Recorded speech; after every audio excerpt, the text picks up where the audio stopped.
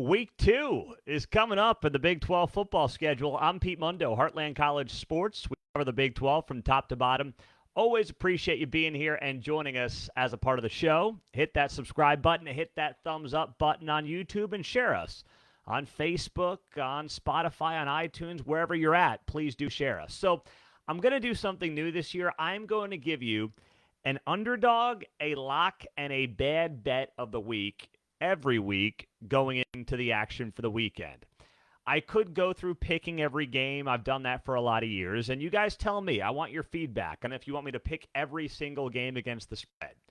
I could do it, but I would prefer to really hone in on some games that I feel good about, that I don't like, and explain why. And if you want me to add something to this list of underdog, lock, and bad bet, I can do that. I thought about a stay away game, but that's basically like a bad bet. Stay away from that game. So my thought process here is I'll give you an underdog of the week to like, that I like. I'll give you a lock of the week that I like, and I'll give you a bad bet to stay away from that a lot of other people might be on.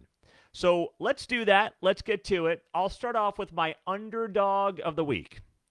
The underdog of the week is Texas Tech +7 at home against Oregon. Now, it might be 6.5 in some places, but I would try to buy that half a point and get it to 7 if you can. Now, here's a red flag for me. Before we get to the game itself, a red flag for me is the fact that right now, 82% of the money is on Oregon at betting windows.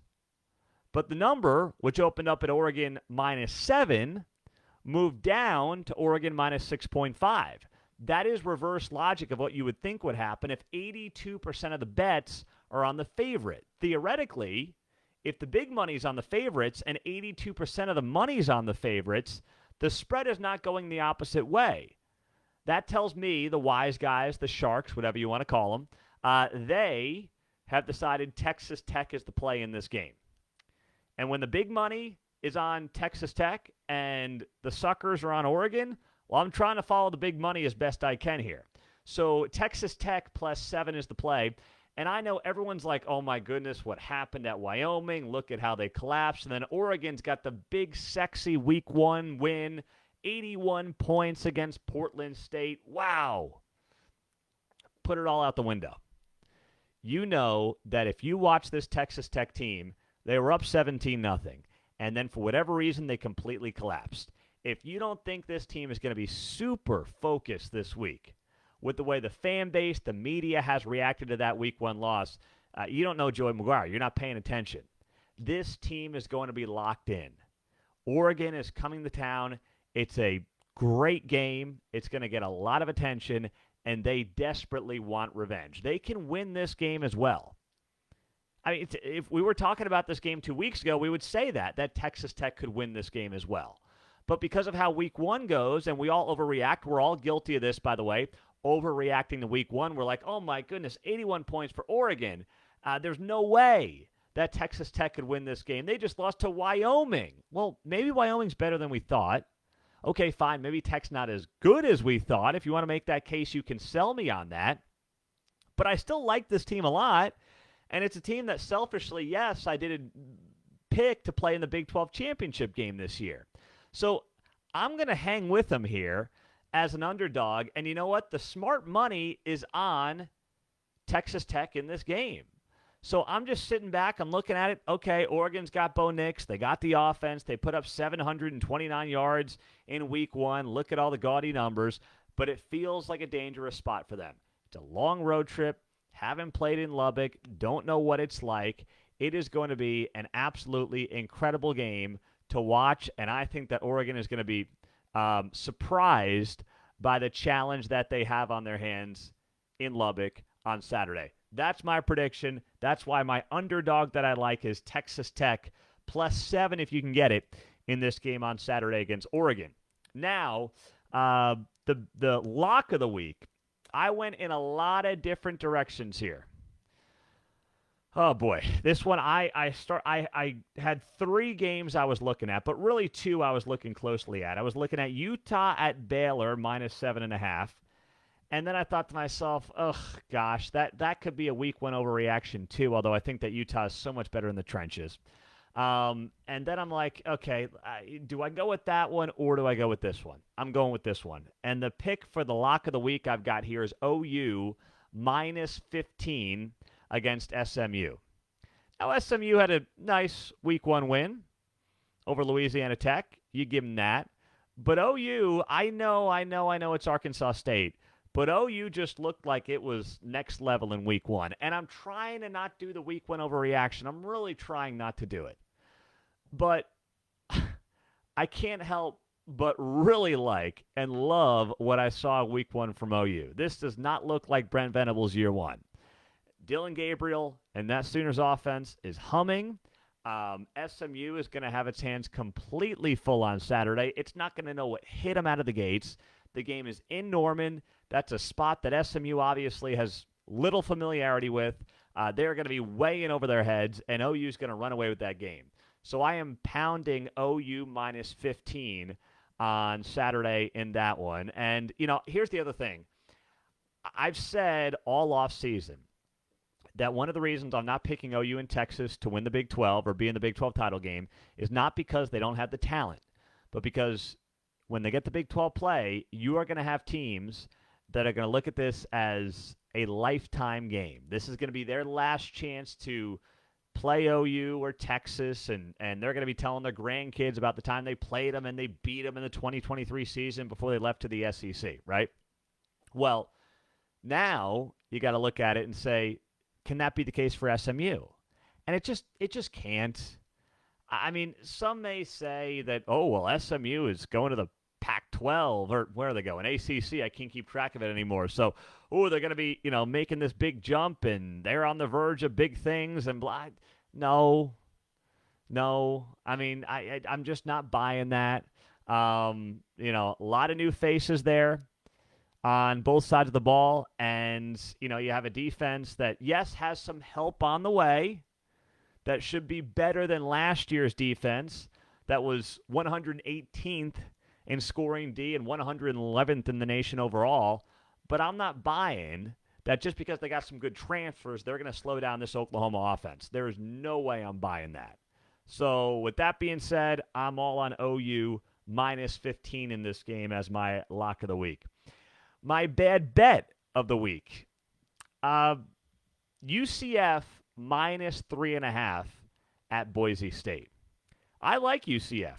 I wrote on the website, heartlandcollegesports.com, on Sunday that UCF was one of my big takeaways from week one. How good they looked on both sides of the ball. Yes, it was Kent State on Thursday, but dang, they look good. And that could be a team that surprises a lot of people. That offense is going to keep a lot of Big 12 defenses up late at night. But going to Boise is never easy. I mean, I think of that. It's just always weird up there. You get the blue field. It's just weird. Right? And, I think about the Oklahoma State game in 2021. Remember that game? It was just a strange game. I don't think there were any points scored in the second half. Oklahoma State slipped out of there with a victory, and that was the year OSU got to the Big 12 title game and was a yard within winning it. And they went to Boise and, barely won by a point. So it's a tough place on the road to play. I like UCF a lot, but you're going across the entire damn country, right? And then you got to play a team that's always better at home, always tricky at home. And, they're going to want to stick it to the new hotshot Big 12 guys, too. And by the way, Boise State is coming off a huge loss in week one. I just want to make sure I have the score right of this game. It was 56-19 against Boise. Now, Washington's a good team, by the way, and it was at Washington. So now Boise comes home. They're licking their wounds. They got UCF coming to their place. They're going to be fired up for this game in front of their home crowd. So and it's just a difficult spot for UCF that's had so much change, new conference this year, everything else. UCF's the better team. But hey, look at Texas Tech last week. You're on the road, elevation's high, that game stays close late. I don't like the UCF minus 3.5. It looks appealing. And if it looks too good to be true, then it probably is. So I am staying away from that UCF game at minus 3.5. So I've got my underdog at Texas Tech +7. That's the one I like against Oregon. My lock is OU minus 15 against SMU at home. My bad bet is UCF minus 3.5 on the road against Boise State. Now, around the rest of the conference, I just want to touch on these games for a little bit. Kansas is a 3-point favorite against Illinois. I mean, it's appealing, but Jalen Daniels' first game back, and Brett Bielema's got Illinois in a decent place, so I'm not going to overlook Illinois in this game either. That's why that one I'm just leaving off the table.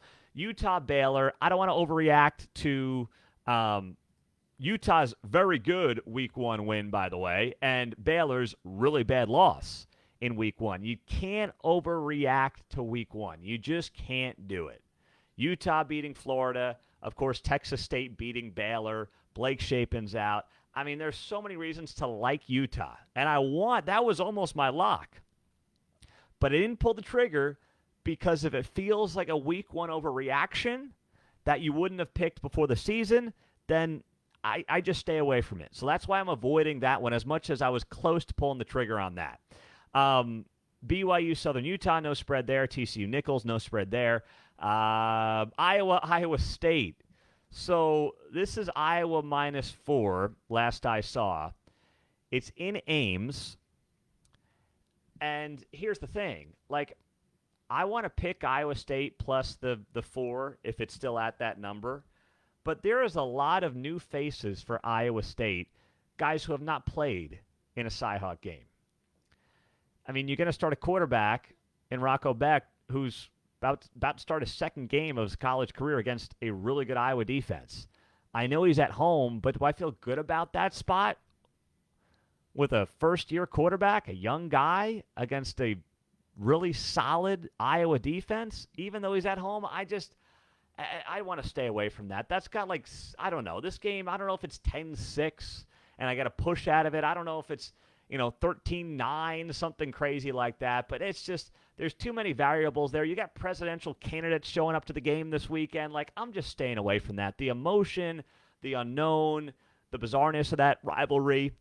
Look at last year. I mean, Matt Campbell has his worst year in the Big 12 going 1-8, but he finally beats Iowa. Guy can't beat Iowa when he goes to a Big 12 title game. He beats Iowa when he goes 1-8 in the Big 12. It's weird. I'm going to stay away from that one. And then also, looking at the rundown here, Kansas State and Troy don't have a feel really on that game. I want to like K-State there, and they're clearly the better team. But K-State, I don't know if this is their Tulane moment. Who the heck knows? I hope not, but you never know. K-State sometimes has that weird game in non-conference play that makes you scratch your head, so I'm staying away from that. I want to like Cincinnati plus 7.5 against Pittsburgh, but Pitt's a good team, very underrated team in the ACC, and I loved how Cincinnati looked in Week 1 and Emory Jones at quarterback, but I didn't want to buy into what I saw in Week 1 against Eastern Kentucky, so I'm going to let that one play out. Texas, Alabama. This is a game that I can see going either way, also why it's not on my list, because there's two scenarios here. Texas plays the game of its life, wanting to prove that it's SEC ready, or Nick Saban smacks his old pal Steve Sarkisian in the mouth in his own home and says, dude, take that garbage somewhere else. You ain't doing that here. But then also Alabama's kind of, maybe in a difficult quarterback situation for the first time in over a decade, right? New OC. By Alabama standards, there are questions there. Still, the game's in Tuscaloosa. But with all that, I just decided I'm staying away from the Texas-Alabama game. Houston-Rice. Houston's -10 in that one. And, I like what I saw Week 1 against UTSA for Houston. If you told me that Houston would score 17 points, I would have guessed they would have lost. Rice is coming off a huge loss at Texas, 37-10.